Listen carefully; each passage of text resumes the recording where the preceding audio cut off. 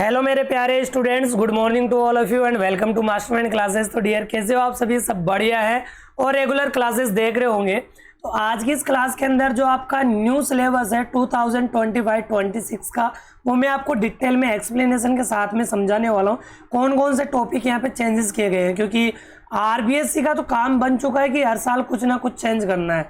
जैसे कि इस साल भी बहुत बड़ा बदलाव हुआ है और जस्ट एक महीने पहले इन्होंने इन्फॉर्मेशन दे दी थी कि इस बार जो न्यू सिलेबस है उसके अंदर आपके 15 से 20% चेंज किया जाएगा, इंक्रीज किया जाएगा सिलेबस। तो वही बात यहाँ पे हो चुकी है। और सेकंड बात में यहाँ पे आप सभी को एक चीज़ बता देता हूँ, थोड़ा पेशेंस रखना डियर।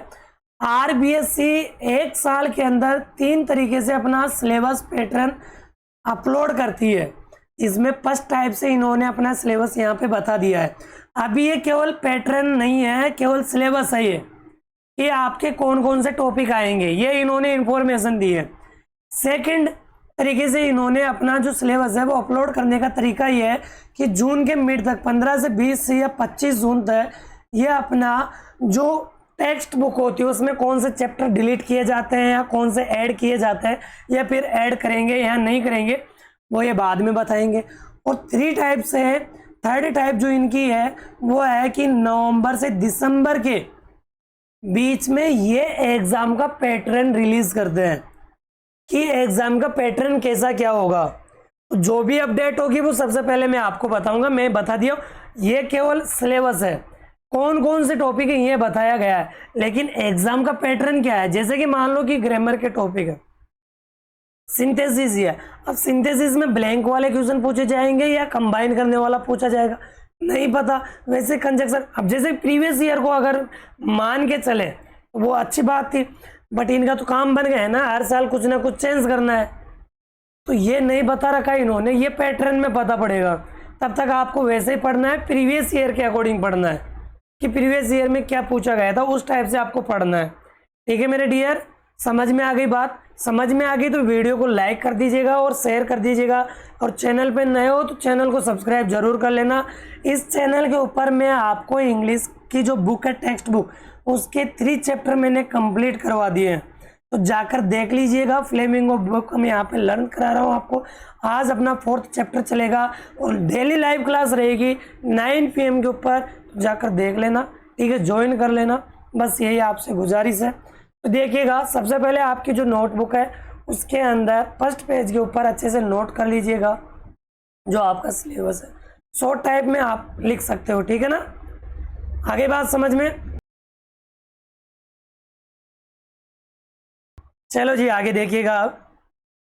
अब जो मेन पेपर है बोर्ड एग्जाम का, जो फरवरी या मार्च के अंदर कंडक्ट करवाया जाता है, जिसके अंदर 100 मार्क्स से टोटल आपका रहता है, जिसमें 20 मार्क्स सेशनल होते हैं, मतलब कि स्कूल की तरफ से आपके भेजे जाते हैं, और 80 मार्क्स का आपका पेपर कंडक्ट करवाया जाता है, रिटन पेपर होता है, और टाइमिंग रहती है 3 आवर 15 मिनट आपको गिवन रहेगी, जिसके अंदर आपको 80 मार्क्स का पेपर सोल्व आउट करना है।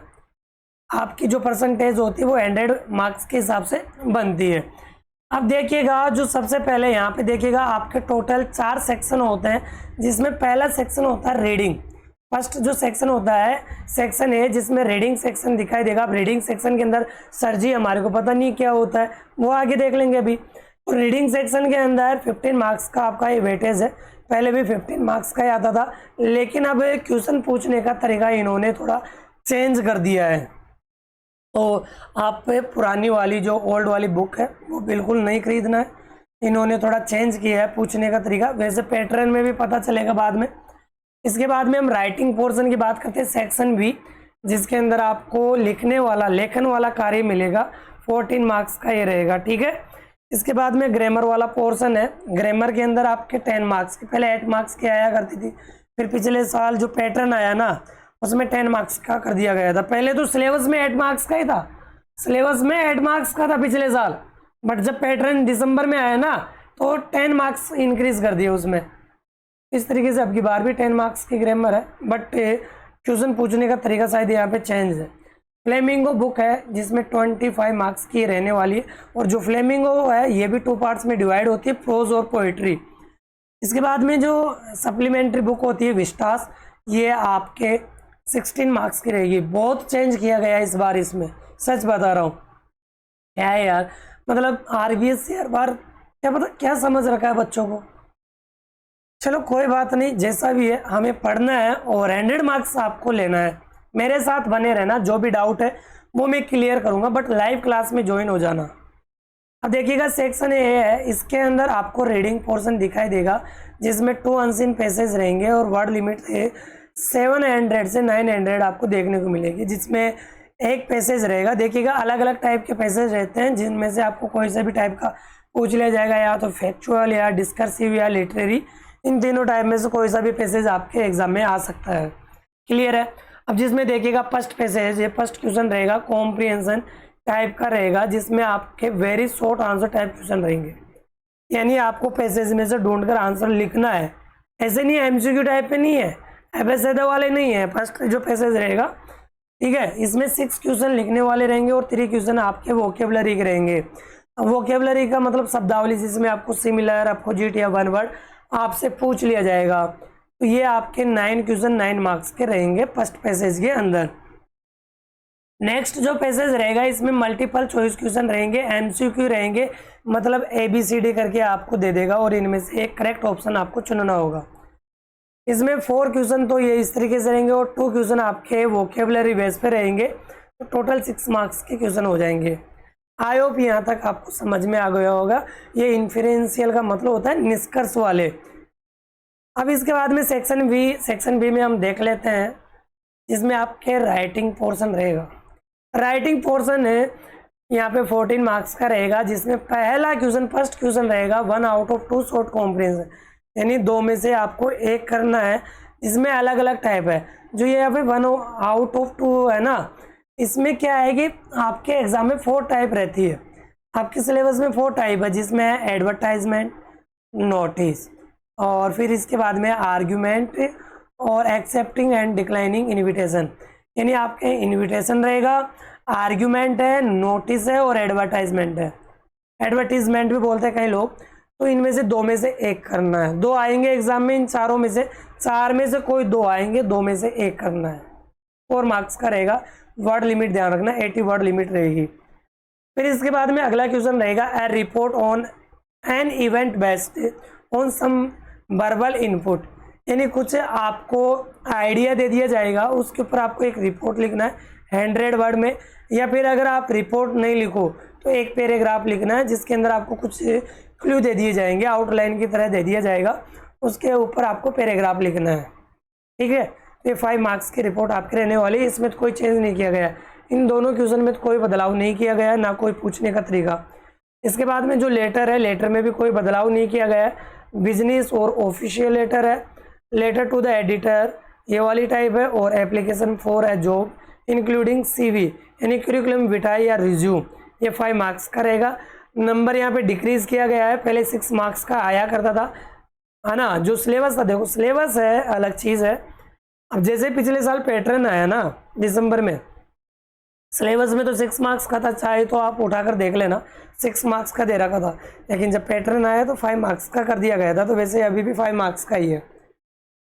इसके बाद में आगे बात करते हैं, ग्रामर में थोड़ा चेंज किया गया है। यहाँ पे 6 फिल इन द ब्लैंक्स आपसे पूछे जाएंगे, 6 फिल इन द ब्लैंक्स पूछे जाएंगे, मतलब यहाँ पे फ्रेजल वर्ब और जो कंजक्शन है ये आपके 6 फिल इन द ब्लैंक्स है, इन दोनों से फिल इन द ब्लैंक से पूछे जाएंगे प्रीवियस ईयर की तरह।